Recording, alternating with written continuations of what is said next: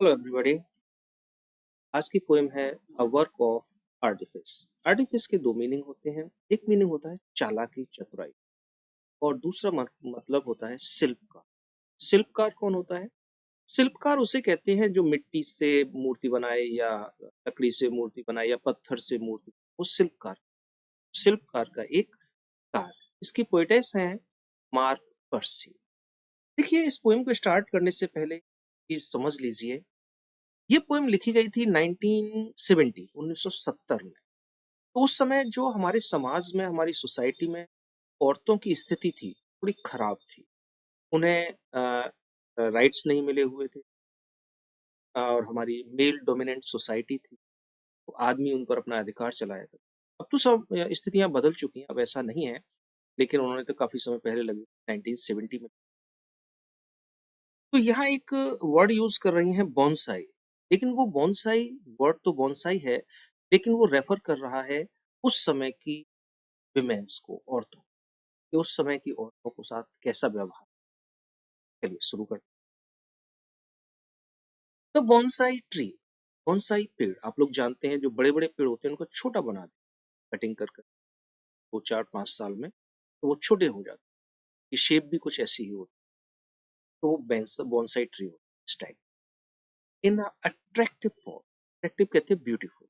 एक बॉन्साई पेड़ है जो बड़ी ही सुंदर पॉट में है, और सब पॉट में एक बॉन्साई पेड़ लगा हुआ है। कुड हैव ग्रोन, उग जाता, बड़ा हो जाता। 80 फीट टॉल, 80 फीट लंबा हो जाता। On the side of a mountain. अब यहाँ हम केवल माउंटेन नहीं लगाएंगे कि माउंटेन पर होता। माउंटेन से मतलब नेचर में, नेचुरल स्थिति में होता, किसी जंगल में होता। तो वो लगभग लगभग 80 फीट का हो जाता। कब तक? टिल, जब तक स्प्लिट, स्प्लिट कहते हैं डिवाइड करना, बांट देना, तोड़ देना। बाई लाइटिंग, जब बिजली गिरती, बरसात के मौसम में तो पेड़ जला देती, फाड़ देती, गिरा देती है। तो तब तक वो बढ़ता रहता जब तक कि बिजली उसके ऊपर नहीं। यानी कि एक बहुत ही पावरफुल चीज है बिजली, वही उसे गिरा सकती थी, वरना और कोई चीज उसे नहीं। स्टॉर्म आ जाता, गिरा पा सकता, स्ट्रॉन्ग विंड नहीं गिरा सकती उसे। तो एक पेड़ अगर अपनी नेचुरल स्थिति में होता तो वो 80 फीट का होता, और इतना ज्यादा पावरफुल होता, इतना ज्यादा स्ट्रांग होता कि उसे केवल लाइटिंग ही तोड़ सकती थी, गिरा सकती थी, बाकी कोई चीज नहीं। लेकिन हुआ क्या? वो तो बॉन्साई बना दी। कैसे? बट लेकिन अ गार्डनर, एक केयरफुली, ध्यान पूर्वक, प्रून, प्रून कहते हैं कट करना, काट दिया, इट, इसे। और माली ने क्या किया? बड़े ध्यान से उसे कट किया। जब बॉन्साई बनाना होता है तो जब पेड़ लगाया जाता है छोटा सा, थोड़ा सा बड़ा होता है तो उसकी नीचे से जड़ें काट दी जाती हैं, ऊपर से टहनियाँ काट, और ये क्रम चलता रहता है सालों तक। तब जाके 3 4 5 साल में एक बॉन्साई तैयार। तो गार्डनर ने धीरे धीरे उसकी टहनियों को काटा, उसकी जड़ों को काटा। इट इज 9 इंचेस हाई, अब ये केवल 9 इंचेस का रह गया। जो पेड़ नेचुरल स्थिति में 80 फीट तक हो सकता था, वो केवल 9 का रह गया। जो इतना स्ट्रॉन्ग था कि उसे केवल लाइट ही जला सकती थी, तोड़ सकती थी।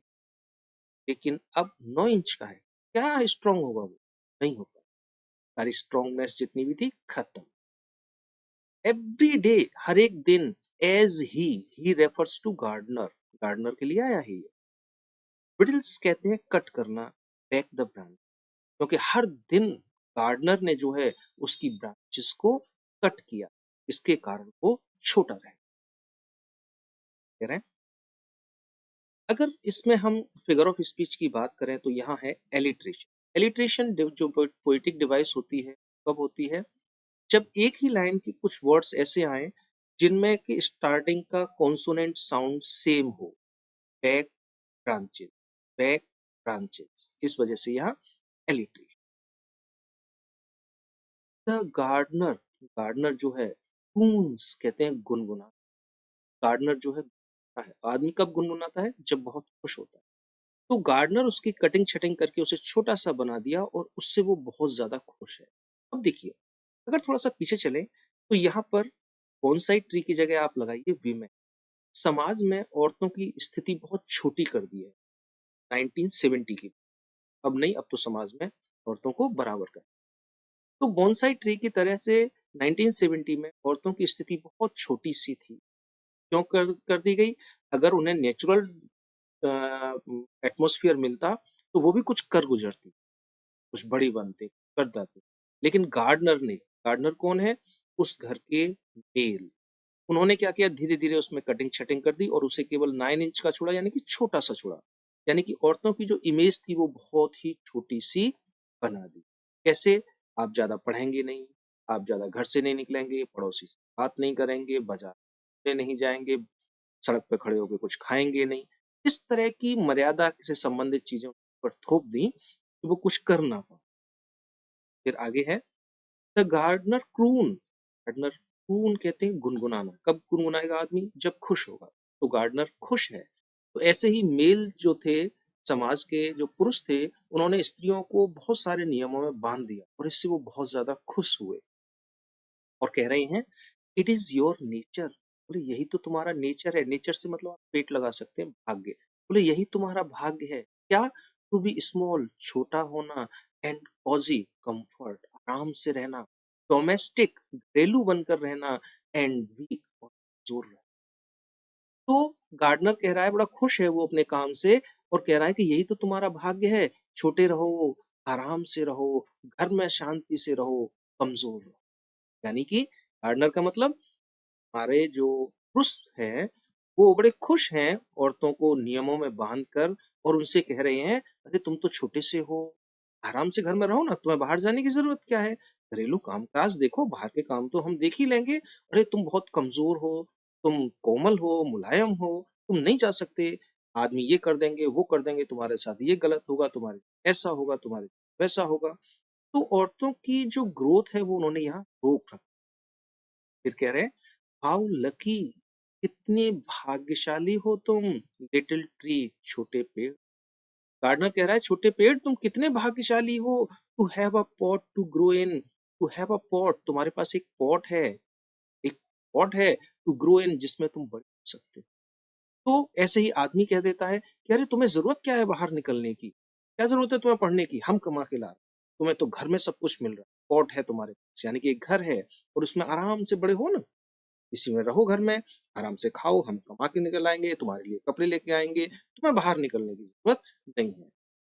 तो फिर आगे कहते हैं विद लिविंग क्रिएचर्स, लिविंग माने जीवित, क्रिएचर्स माने जीवित प्राणी के साथ। यहाँ अगर फिगर ऑफ स्पीच की बात करें तो यहाँ पर्सोनिफिकेशन है इन दो लाइन में। क्योंकि यहाँ जो पेड़ है, बॉन्साई है, उससे कह रहे हैं तुम आराम से रहो, आराम से आदमी।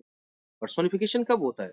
जब उसे एज अ पर्सन किया जाता है, उसे घरेलू बताया गया है, कमजोर बताया गया है। इस वजह से यहाँ पर पर्सोनिफिकेशन। ठीक है। एक और यहाँ है एलिट्रेशन, अभी 2 मिनट पहले बताया था। एलिट्रेशन कब होता है? जब पास पास के दो लेटर या एक लाइन में जो भी लेटर हैं वो एक कॉन्सोनेंट वर्ड से स्टार्ट हो।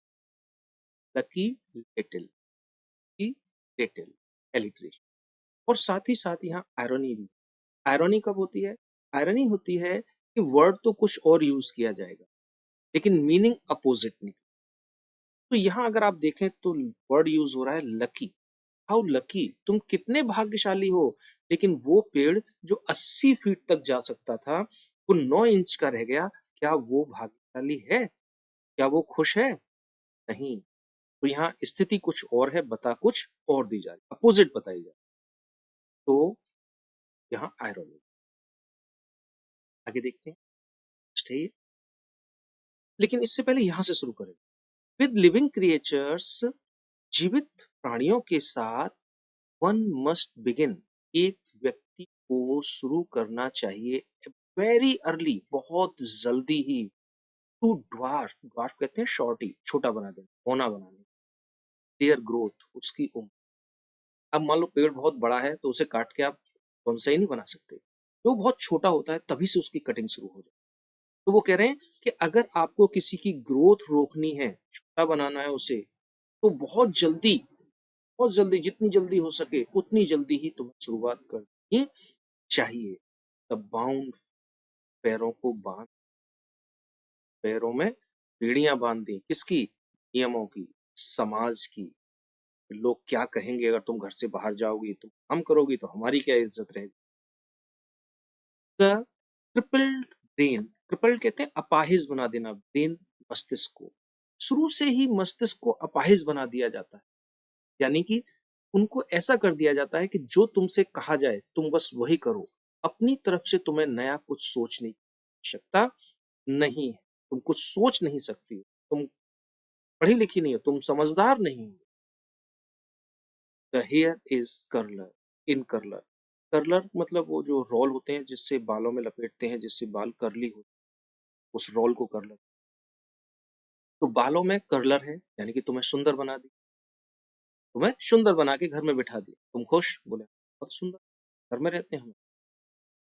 आगे कह रहे हैं the hands you, hands you का मतलब हैंड्स दैट है यू हैव, हाथ जो तुम्हारे हैं, तुम रखते हो, यानी कि तुम्हारे हैं। टच करने में प्रेम होना चाहिए, आनंद आना।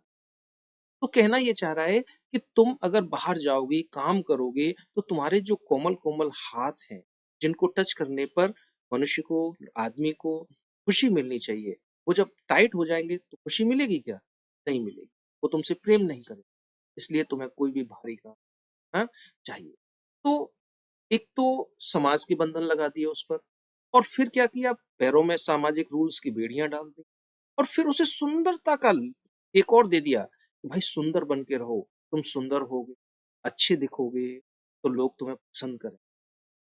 तो कुल मिला के औरतों को ऐसा बना दिया कि तुम सिर्फ एक सुंदरता की चीज, सुंदर की तरह सजी संवरी, तुम्हें अपने दिमाग से कोई कहा जाए वो, तुम्हारे पास कोई राइट्स नहीं है, तुम कोई डिसीजन नहीं। तो यहाँ बोनसाई के समान जो समाज की औरतें हैं उनको रखा। चलिए, अगर फिगर ऑफ स्पीच की बात करें तो इमेजरी है। इमेजरी कब होती है? जब इमेजिन की जाए, कल्पना की। तो यहाँ कल्पना की जा रही है कि हाथ इतने सॉफ्ट होने, टच करे तो उसको बहुत ही पसंद आए, वो लव करे। इमेजरी है। बाय।